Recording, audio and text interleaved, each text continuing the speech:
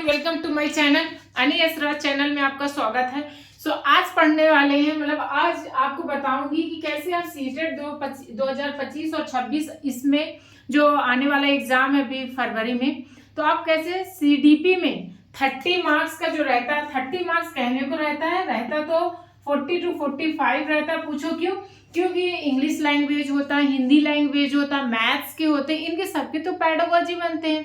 ठीक है, तो ये सब में रहते हैं। तो कैसे मैंने भी अच्छे मार्क्स किया वन मंथ में, और कैसे आप गेन कर सकते हो एक महीने में। कुछ ऐसे टॉपिक है जिसे आपको पढ़ना ही पढ़ना है। ठीक है, मीन्स अगर उनको आप पढ़ते हो तो आप बहुत अच्छे मार्क्स मीन्स इजीली आप पास कर सकते हो। मीन्स 100+ नंबर पेपर 1 और पेपर 2 दोनों में।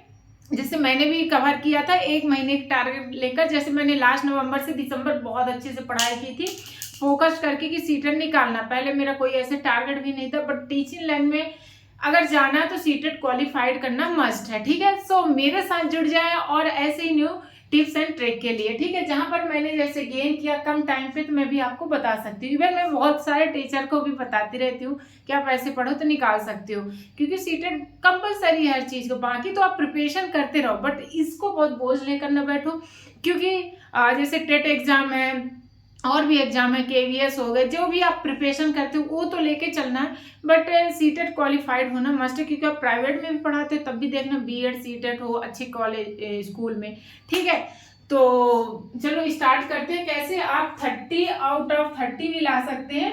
और मैं कहूंगी कि इसको सिर्फ सीडीपी में इतना बस ना सोचिए, इसके नंबर 40-45+ रहते। जैसे मैंने भी एग्जाम में देखा कि अगर मैथ सब्जेक्ट है, ईवीएस सब्जेक्ट है, इंग्लिश सब्जेक्ट है, हिंदी सब्जेक्ट है, लेकिन सबके पैडागोजी तो बनते ही बनते हैं, तो उसके भी 10-15 नंबर ले लो। ठीक है, इसलिए इस सब्जेक्ट में अगर आप अच्छे स्कोर करते हो तो आप क्वालिफाई के बॉर्डर में चले जाते हो। ठीक है, जैसे कि आप जानते हो जनरल में 92+ कुछ होना चाहिए। आपका टारगेट होना चाहिए कि 120+ तो आए ही, इतना टारगेट लेके चलो। जैसे मैं भी पेपर दी थी तो मैंने यही टारगेट लिया था, जरूर एक महीना, क्योंकि माइंड सेटअप से ही सब कुछ होता है। अगर माइंड में आप रखिए कि हम 120+ लाएंगे, तो आपको देखना मेरी भी वीडियो मिल गई, जैसे आपको कुछ इंपॉर्टेंट मैं बता रही हूँ कि ये पढ़ना ही पढ़ना, उसके क्वेश्चन भी बता रही हूँ कितने नंबर के आते हैं, प्रीवियस पेपर के अकॉर्डिंग मैं बता रही हूँ। ठीक है, तो स्टार्ट करती हूँ फिलहाल में।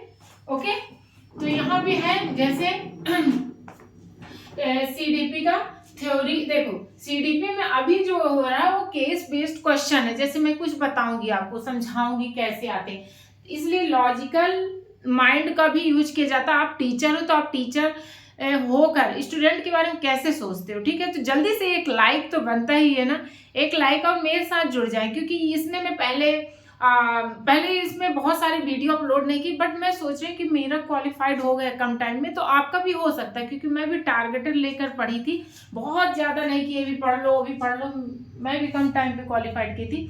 और ठीक है, उसके बाद मदर की जिंदगी जी रही अब फिर से पढ़ाई, फिर से क्वालिफाइड करना है, ये टेट एग्जाम सब कुछ, तो मैं बता रही हूँ जल्दी से। ठीक है, तो सीडीपी में देखो थ्योरी आता ही है, पैडागोजी हो गया, और केस बेस्ड क्वेश्चन रहते हैं। ये माइंड सेटअप कर लो कि केस बेस्ड क्वेश्चन ही रहेंगे, मींस केस बनाएंगे।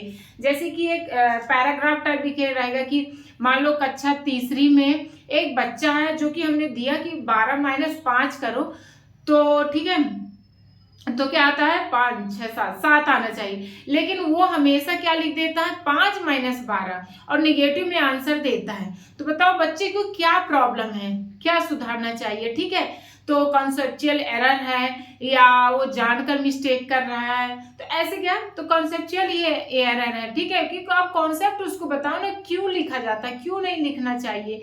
ठीक है, तो कॉन्सेप्चुअल एरर है, तो इसी चीज को क्या, ये केस बेस्ड है क्वेश्चन। एक पैराग्राफ दे देता है कि स्टूडेंट है, अगर प्राइमरी में दे रहे हो 1 to 5, मेरे दोनों पेपर क्वालिफाइड हुआ, वो भी एक महीने में, इसलिए मैं बता रही हूँ दोनों को लेकर ही टारगेट करना। प्रीवियस एक पेपर लो, 5 साल का उठा, पर दोनों ही पेपर को लो, ऐसे नहीं कि बस प्राइमरी वाले। हाँ, जो प्राइमरी के दे रहे हैं उनकी बात अलग। ठीक है, दूसरा सॉरी, अब टॉपिक में बताती हूँ कि चाइल्ड डेवलपमेंट, इससे 8 से 10 क्वेश्चन आते हैं, समझ लो। चाइल्ड डेवलपमेंट जो बच्चे की ग्रोथ के लिए 8 से 10 क्वेश्चन आते हैं, जिसमें मैं कुछ टॉपिक भी लिखी हूँ जो कि मैं शेयर कर रही हूँ। ठीक है, यहाँ पर हो नहीं पा रहा था, देखो जिसमें 8 से 10 क्वेश्चन आते हैं, मतलब इतना ज्यादा इंपॉर्टेंट है, वेरी इंपॉर्टेंट।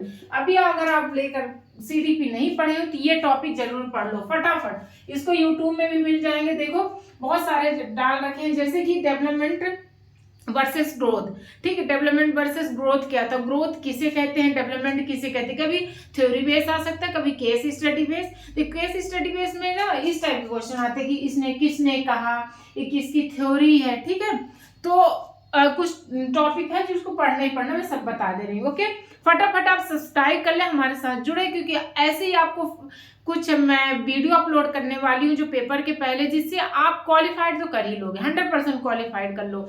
ऐसे हिंदी का बताऊंगी, इंग्लिश का बताऊंगी, जो कि मतलब एक होता है ना कि इसको लॉजिक, थोड़ी स्टडी तो जरूरी है पर माइंड का भी गेम होता है। दूसरी चीज, आज अभी बोलो कमेंट सेक्शन में बोलो कि मैं 2026 में सीटेट क्वालिफाइड कर ली हूँ। ठीक है, कर ली हूँ ऐसे लिखना, ना कि करूंगी, कर ली हूँ। ठीक है, 120 प्लस मार्क्स मुझे मिल गया है ऐसे। ठीक, प्रेजेंट टेंस में माइंड सेटअप कर देना, उसको 5 से 6 बार, एक तो कमेंट सेक्शन में लिखना है, एक अपने कॉपी में लिखना है, उसमें 5-6 बार लिखना है। ठीक है, क्योंकि आपको पता है आप निकाल सकते हो। तो देखो चाइल्ड डेवलपमेंट में है, जैसे कि development versus growth, principle of development का क्या प्रिंसिपल है, स्टेज ऑफ डेवलपमेंट, जिस डेवलपमेंट का जो विकास हो रहा है, डेवलपमेंट हो रहा है, वो अर्ली चाइल्डहुड कौन सा एज में होता है, मिडिल चाइल्डहुड, एडोलसेंस, या जो एज वाली होती है ना, तो 0 से 6 जैसे अर्ली होता है। ठीक है, 6 to 11 मिडिल होता है, एडोलसेंस जो होता है 11 to 14। इस एज में क्या क्या बच्चों की विकास होता है, कैसे वो सोचता है, कैसे अपने आप को ट्रेंड करता है। ठीक है, ये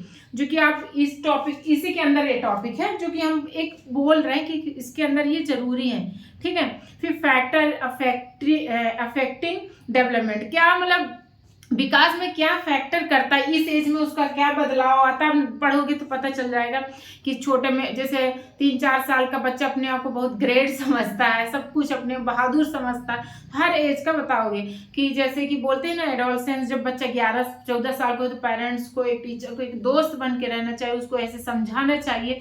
और आपको भी एक बच्चों को ना भगवान समझ के आंसर देना है, ये आपका कीवर्ड होना चाहिए। उसको किसी भी तरीके से निगेटिव नहीं देना, उसे मतलब आपको निगेटिव सोचना ही नहीं है, उसको सोचना, आपको सोचना है कि वो पॉजिटिव है किसी भी वे से, कितना भी वो क्वेश्चन केस स्टडी में हो, कुछ में भी हो, घुमाए फिराए, तो ये माइंड सेटअप कर लेना। ठीक है, इंडिविजुअल डिफरेंस, मतलब आप सब में क्या डिफरेंस देखते हो, हेरेडिटी वर्सेस इन्वायरमेंट का क्या होता है, मतलब इन्वायरमेंट क्या फर्क पड़ता है, मेच्योरेशन वर्सेस लर्निंग, कोई बच्चा मेच्योर हो जाता है, कोई लर्निंग में अच्छा, उसमें क्या है।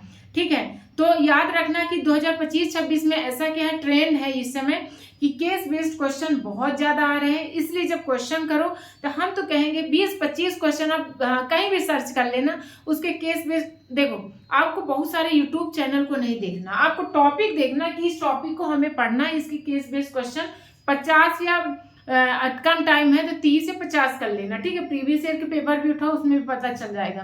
तो उसके, और जैसे गूगल में गया या किसी में कोई तो बना के डालेगा ही ना केस बेस्ड क्वेश्चन इस टॉपिक पे, बस पढ़ लो। फिर दूसरे टॉपिक में आते हैं, क्या है, learning and theories of learning. इसके भी 6-7 क्वेश्चन आते हैं। ठीक है, जैसे कि स्किनर हो गया, पेवलॉव हो गया, ये मतलब ये टॉपिक इंपॉर्टेंट है। थॉर्नडाइक हो गया, ब्रूनर हो गया, ये मतलब इनके पढ़ ही लेना। ठीक है, इसमें learning and theories of learning में ये वाले टॉपिक पढ़ ही लेना। इसमें क्या होता है, हाँ यही सब। ठीक है, जैसे पेवलॉन का क्लासिकल कंडीशन बताएगा, स्किनर का ऑपरेंट कंडीशन क्या है, थॉर्नडाइक का ट्रायल एंड एरर, वो एरर के बारे में बताते हैं, इसके लॉज। ठीक है, वेंडुरा और भी है, रुको 1 मिनट ना, लेकिन स्किनर और थॉर्नडाइक का हमेशा 2 से 3 क्वेश्चन पक्के हैं, 2 से 3 क्वेश्चन पक्के हैं। ओके, इसका स्किनर और थॉर्नडाइक का, इसलिए इसको पहले पढ़ लेना। बाकी और मैंने लिख दिया कौन सा, पेवलॉन, ये नहीं लिखा, बंडूरा और गेस्टॉग। ठीक है, हाँ इसको भी मैं लिख देती हूँ, यहाँ पे लिख दे रहे हैं, दिख रहा होगा शायद। 2 और जो कि इसमें इन्वॉल्व कर लो, बेंडूरा, ठीक है, इनके नेम है, और गेस्ट, इनके नाम भी याद रख लो। ठीक है, मतलब नाम याद है ना, जो बोले ना ये ये 2 है, बट ये बहुत इंपॉर्टेंट, अगर कुछ नहीं पढ़ पाते तो ये पढ़ लो, होता है ना, पढ़ने से आप CDP स्टार्ट कर रहे हो, आप मैं तो कह सकती हूँ आप 25 प्लस तो ले आओगे, ठीक है, मैं भी बहुत 30 उस पर नहीं लाई थी, 24-25 ऐसे, तो आपका भी आ सकता है आराम से, ठीक है। उसके बाद पियाजे थ्योरी सुपर इंपॉर्टेंट है, ये क्या आएगा, ये 4-5 क्वेश्चन, ठीक है। पियाजे थ्योरी जैसे इसके स्टेज 4 स्टेज है, इसकी स्कीम क्या है, सिमुलेशन, एकोमोडेशन, इक्विलिब्रेशन, मतलब ये इसके बारे में टॉपिक देता है ना कि ये क्या है, ठीक है, सामाजिकता वगैरह, कंजर्वेशन, सीरेशन, क्लासिफिकेशन क्या है, एगोसेंट्रिज्म, ठीक है। तो ये पियाजे के टॉपिक को ढूंढना, मतलब यूट्यूब में सर्च करना, ये फटाफट करना, आपको बहुत समझना है, क्योंकि क्वेश्चन करना बहुत जरूरी है, अगर क्वेश्चन नहीं करोगे तो वो नहीं कर पाओगे।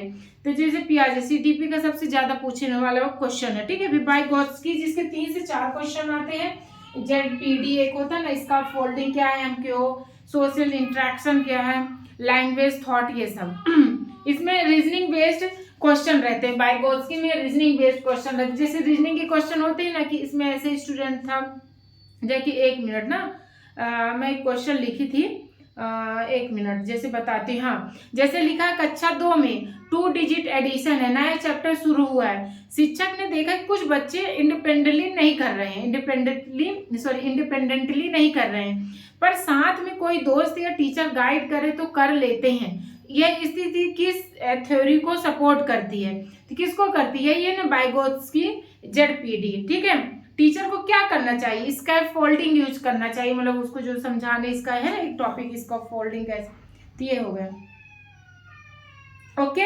हाँ, तो ये हो गया वाइगोत्स्की के 3-4 क्वेश्चन, जो ZPD, इसके फोल्डिंग क्या होता है, MQ क्या होता है, सोशल इंटरेक्शन क्या होता है, थॉट, ये जब पढ़ोगे तो ये वैसे भी आपको मिल जाएगा, बस मैं बोल आ रही हूँ।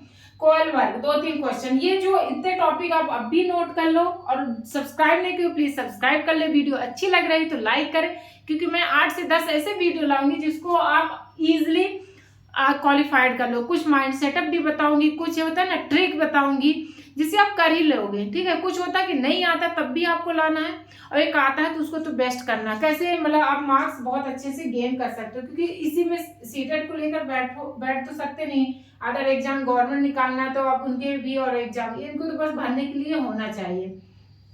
फिर होता है कोहल वर्ग, 2-3 क्वेश्चन आते हैं, मोरल डेवलपमेंट के 3 लेवल होते हैं ना इनके, वो हिंज डिलेमा क्या, रोल ऑफ पनिशमेंट की क्या रोल होने चाहिए, ठीक है।